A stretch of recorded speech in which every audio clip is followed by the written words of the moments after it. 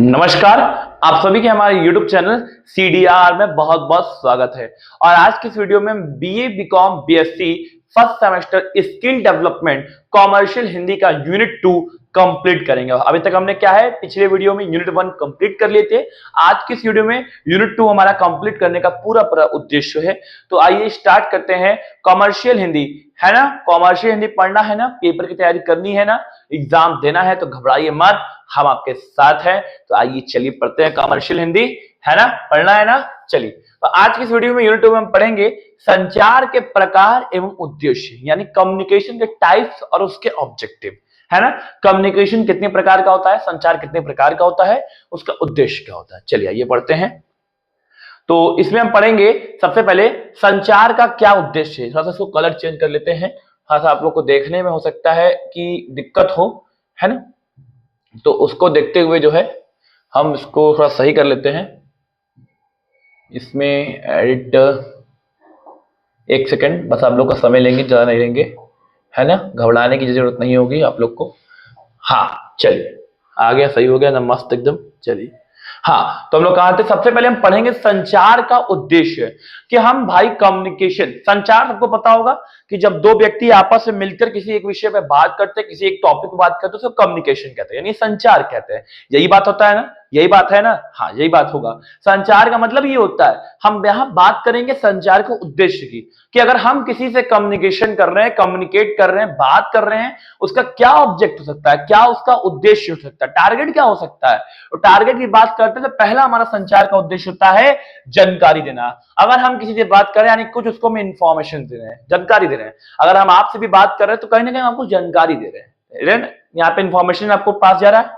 दूसरा, विचारों का आदान प्रदान। देखिए, बात करने से क्या होता है, किसी से हम जब संचार करते हैं, यानी कम्युनिकेट करते हैं, कम्युनिकेशन होता है, वहां पे क्या होता है, हमारे थॉट्स का, हमारे विचारों का आदान प्रदान होता है। वो अपनी कहानी व्यथा सुनाएगा, हम अपनी व्यथा सुनाएंगे। आपस में जब हम एक दूसरे को व्यथा सुनाएंगे तो एक दूसरे का थॉट्स एक्सचेंज होता है।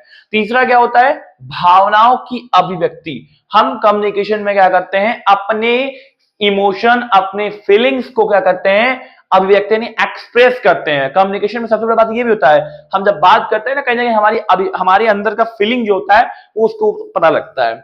चौथा, आपसी समझ विकसित करना। बात करने से क्या होता है, इसका उद्देश्य ये भी होता है कि दोनों का एक अंडरस्टैंडिंग जो होता है, बात करने की समझ जो होती है वो विकसित करना, डेवलप करना उसको, है ना। अगला है सही कार्य के लिए प्रेरित करना। संचार का एक उद्देश्य यही भी है कि हम सही कार्य करें और हम सही कार्य करने के लिए एक दूसरे को मोटिवेट करें, ऐसा संचार का उद्देश्य होता है। ये सारे उद्देश्य हैं, आप इस तरीके से बनाकर लिख सकते हैं। चलिए आगे चलते हैं। अब बात करते हैं संचार का प्रकार। तो संचार का टाइप्स ऑफ कम्युनिकेशन की 4 तरह का कम्युनिकेशन होता है। इंग्लिश, हिंदी लिखा, हम इंग्लिश बोल रहे हैं।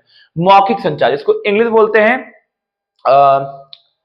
क्या है, मौखिक को ओरल कम्युनिकेशन, लिखित को रिटन कम्युनिकेशन, श्रवण को लिसनिंग कम्युनिकेशन, और दृश्य क्या है, विजुअल कम्युनिकेशन, है ना। दृश्य मतलब विजुअल, है ना, कोई विजुअल, हाँ विजुअल कम्युनिकेशन, है ना। तो सबसे पहले हम बात करते हैं मौखिक संचार की, है ना। भाई पेपर में आप क्या आएगा, संचार के कितने प्रकार होते हैं, 4 प्रकार होता है। मौखिक संचार, लिखित संचार, श्रवण संचार, दृश्य संचार। Oral communication, written communication, listening communication and visual communication. फिर बात करते हैं मौखिक संचार। सबसे पहले हम बात करेंगे मौखिक संचार क्या होता है। तो बोलकर किया गया संचार क्या होता है, मौखिक संचार होता है, यानी ओरल कम्युनिकेशन शीघ्र होता है। हम जब किसी से बोलकर कुछ बात करते हैं, बातें करते हैं, उसको हम लोग बोलते हैं ओरल कम्युनिकेशन, यानी मौखिक संचार। जैसे अगर आप मेरी बात अभी सुन रहे हो, है ना, ये लिसनिंग वाला हो गया। जब आमने सामने होंगे तो वो हमारी मौखिक संचार होगी। अब इसका उदाहरण जैसे स्पीच, भाषण, टेलीफोन वार्ता वगैरह वगैरह, है ना। हम कहीं स्पीच दे रहे हैं, वो भी मौखिक संचार है। कहीं हम कुछ व्याख्या दे रहे हैं, वो भी मौखिक संचार है। टीचर पढ़ा रहा है, वो भी एक मौखिक संचार है। और कहीं टेलीफोन पे बात कर रहे हैं, वो भी एक मौखिक संचार है, यानी ओरल कम्युनिकेशन। आपको समझ में आ ही गया होगा कि ओरल कम्युनिकेशन क्या होता है। फिर हम पढ़ेंगे लिखित संचार। लिखित संचार नाम से क्लियर है, जहां पे लिख कर बात किया जाए। हम यहाँ मुंह का यूज नहीं करेंगे, हम यहाँ लिख कर किया गया संचार जो होता है वो रिटन कम्युनिकेशन होता है। और ये क्या होता है, स्थायी अभिलेख रहता है।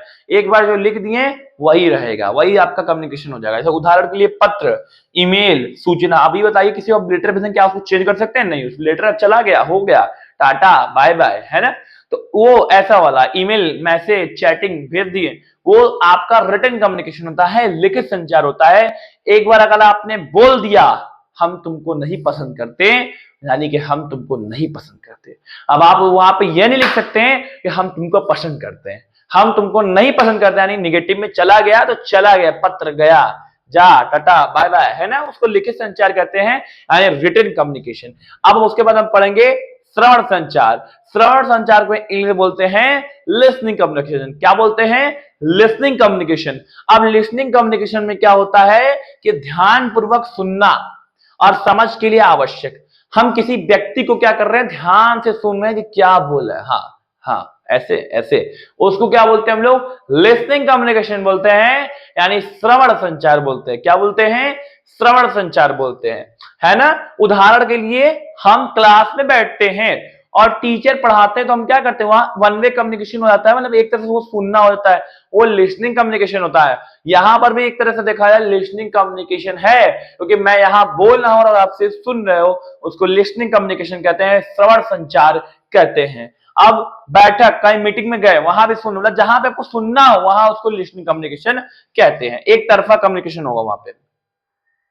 फिर क्या है? दृश्य संचार, विजिबल कम्युनिकेशन, इसको बोलते हैं विजिबल, जो देखकर समझ में आ जाए, है ना, देखकर समझा जाने वाला संचार विजिबल, जैसे चार्ट, ग्राफ, पोस्टर, पीपीटी।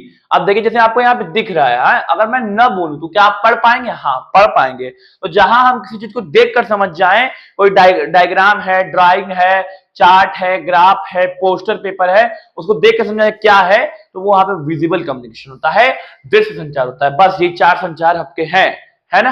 अब हम लोग आते हैं, देखिए शुरुआत में यही था ना, कहा गया संचार के प्रकार, ये चारों मैंने बता दिया। अब आगे चलते हैं, आगे क्या है, अब आता है मतलब बेसिस पे, अब कम्युनिकेशन बात करेंगे हम बेसिस पे, आधार पे।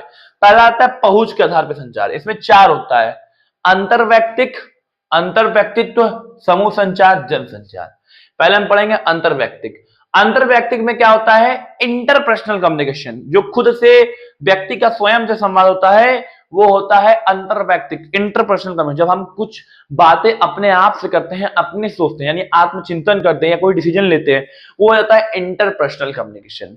दूसरा आता है अंतरव्यक्तित्व संचार, जब दो व्यक्तियों के बीच बात होती है, मतलब दो अलग अलग पर्सनालिटी के बीच बात होती है, यानी टू पर्सनालिटी आपस में कम्युनिकेट करते हैं, तो उसको बोलते हैं अंतरव्यक्तित्व संचार, इंटरपर्सनालिटी कम्युनिकेशन, मतलब दो अलग अलग पर्सनालिटी, आप टीचर हो गए, हम स्टूडेंट हो गए, तो वो क्या हो गया?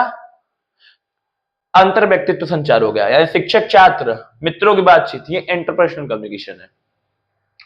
फिर आता है समूह संचार, जहां 10 लोग बैठ के बीच में आपस में बात कर रहे हैं, उसको समूह संचार कहते हैं, है ना।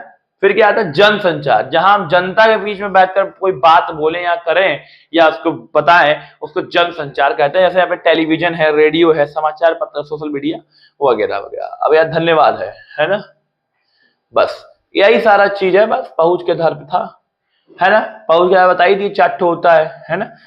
पहुंच के आधार पर संचार को बताना था, अंतरव्यक्तिक होता है, अंतर व्यक्तित्व होता है, समूह होता है, जनसंचार, और चार्ट वो होता है। बस यही आपके यूनिट 2 में था, है ना, और कुछ नहीं है। इकाई 2 में आपको सही पढ़ना था संचार के प्रकार एवं उद्देश्य। उद्देश्य बताई दिया, प्रकार बताई दिया। पहुंच के आधार में 4 होते हैं, और ऐसे मौखिक होता है, लिखित होता है, श्रवण होता है और दृश्य होता है। पहुंच के आधार पर अंतर व्यक्तित्व होता है ना, अंतर व्यक्तित्व होता है, अंतर खुद से संवाद करना, है ना, इस तरीके से 4 होता है, और समूह संचार और जन संचार। बस ये यूनिट 2 में आपका था। अब इसके बाद हम लोग अगले यूनिट में जो है मिलेंगे। आज का वीडियो यहीं पे जो है समाप्त होता है, बस। और वीडियो अच्छा लगा हो तो लाइक करिए, सब्सक्राइब कीजिए और शेयर कीजिए। और हाँ, एक बात और दीजिएगा, और आपने अगर यूनिट 1 का भी वीडियो नहीं देखा है, हमारे चैनल पे जाइए, प्लेलिस्ट में जाइए, वहां पर कमर्शियल हिंदी का प्लेलिस्ट बना हुआ है, उसमें लाइन सी वीडियोस पड़े हुए हैं, उसको आप देख लीजिए और आपका अंडरस्टैंडिंग लेवल क्लियर कीजिए, है ना। और हमसे जुड़े रहिए, बरकरार रहिए। और आप अगर को करिकुलर सब्जेक्ट का पेपर ढूंढ रहे हैं तो को करिकुलर का फूड न्यूट्रिशन एंड हाइजीन का प्रीवियस पेपर अभी हाल ही में अपलोड किया है मैंने, 2025 का, उसको भी देख लीजिएगा। और अगर प्रैक्टिस सेट करना है या मॉडल पेपर देखना है तो उसका भी हमने प्लेलिस्ट बनाया है, वहां से भी आप जाकर देख सकते हैं। और अगर आपको वीडियो अच्छा लगा हो तो लाइक करिए, सब्सक्राइब कीजिए और शेयर कीजिए। आपका प्यार, आपका सदाचार हमारे साथ रहे, हमारे सीडीआर के साथ। धन्यवाद। तब तक के लिए मस्त रहिए, स्वस्थ रहिए और तंदुरुस्त रहिए। धन्यवाद।